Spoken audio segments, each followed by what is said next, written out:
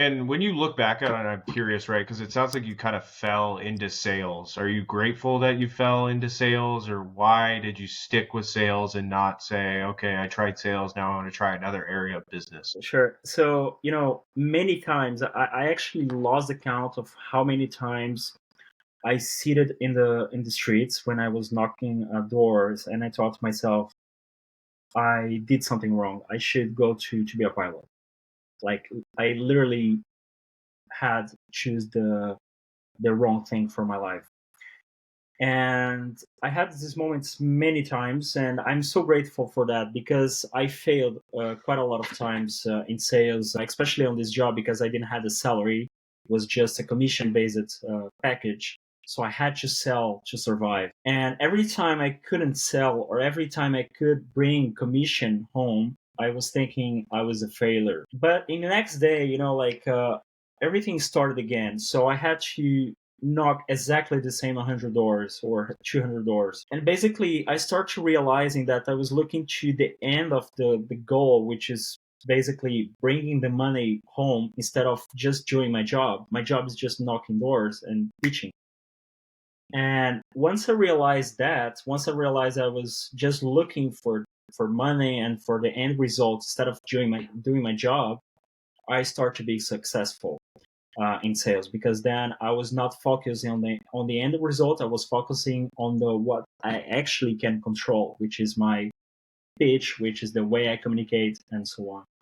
So yes, I had lots of these times. I was feeling down. I was feeling I had chosen the wrong career. All the people that was working with me at that time was quitting the job, so I was the only one staying there, and I'm super grateful for that. I'm super grateful to tell myself to go on and move forward. And I'm curious because there's kind of a perception for people that haven't been in sales before, or just generally that some people are born salespeople or born sellers. And then there's another side of the coin that says anybody could be a salesperson. It's a skill that needs to be developed. I mean, what's your perspective considering your experience? I mean, can anybody sell, or is it really just specific types of people? I don't think the specific types of people can sell. Actually, if you knew me 9 years ago, you would say I'm a completely different person right now because 9 years ago I was introvert guy. I could barely speak with strangers, like much less pitching a product or selling anything. The thing I guess happened to me and can happen to anyone is how much you are committed to learn about it, to learn about something. And that can be selling or acting or singing or anything else in your life, right? And I think sales is pretty much the same. It's all about communication, self confidence, and these are things that you don't born with, but you can learn how to improve in your life.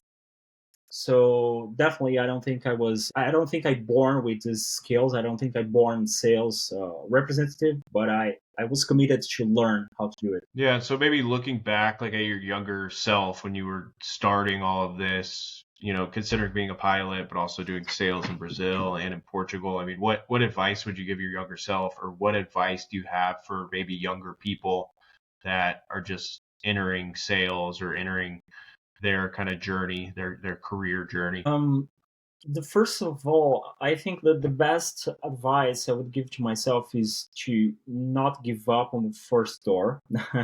And this about doors are like very wide open, in our lives because you can relate doors with opportunities in your life, etc. For me, doors were literally doors I was knocking to sell, but I think I had like also doors of opportunities.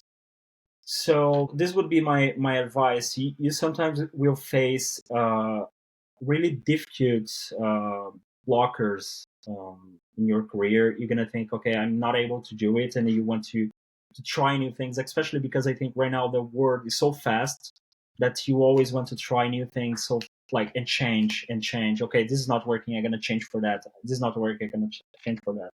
So if you stick to it, like you go to a gym, right? If you stick to it, and if you're still working out, if you're still learning, if you're still getting something out of it, you're gonna see the end result. So that would be my advice. At that time, I couldn't see that. Yeah, I like it, the consistency. And maybe we can kind of shift into kind of like what you're building. And I want to talk about something you posted on LinkedIn, and you said Hmm. that the magic of entrepreneurship is that there's no magic at all.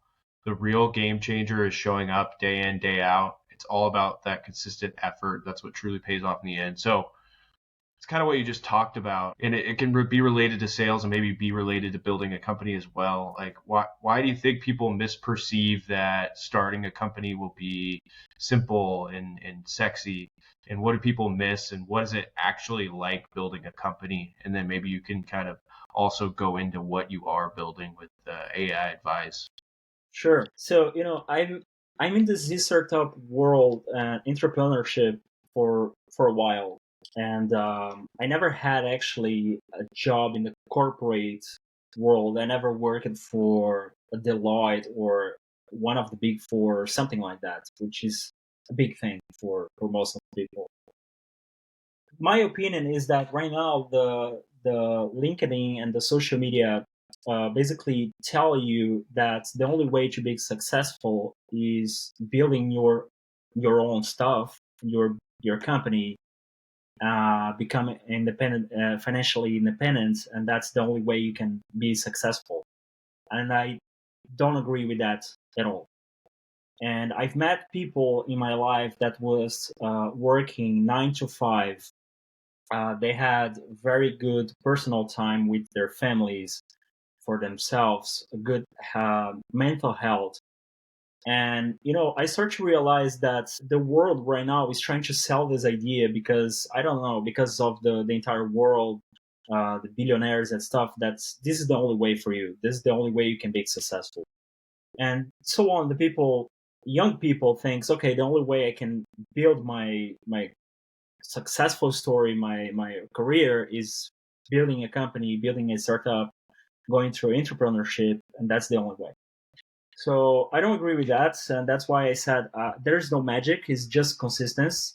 And I do agree, if you have a consistency in your work, even it's 9 to 5, if you're an entrepreneur, you can achieve results, you can achieve a successful life no matter what. And this magical life that sometimes is painted is not that really true. You work lots of hours indeed, but you cannot romanticize that. This is not good for your mental health. So yes, you have a good return, of course, most of the times, but the failure rates are so higher. So 78% of the startups fail in the first 3 years. So that's what I mean about, this is not like a magic story. This is not the fairy tale that all the people is painting. And this is like my advice as well. If you're happy with your 9 to 5 job, if you're making a good money, that you're able to live and living happy without like all the mental health issues that most of the entrepreneurships are having, maybe that's for you. And if you're not passionate about entrepreneurship, this is also not for you as well.